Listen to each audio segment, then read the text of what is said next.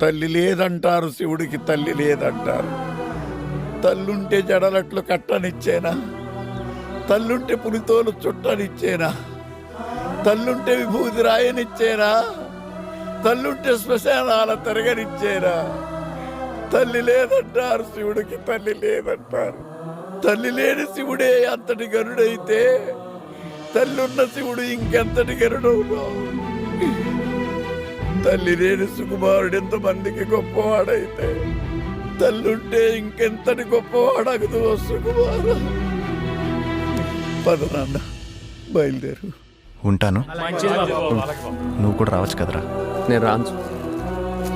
ఒకప్పుడు ఈ ఊరు నాకేం పనిస్తుందని ఆలోచించేవాడిని, కానీ నువ్వు కలిసాక ఈ ఊరికి నేను ఏం పని చేయగలను ఆలోచిస్తున్నాను. నమస్తే అన్న. నమస్తే.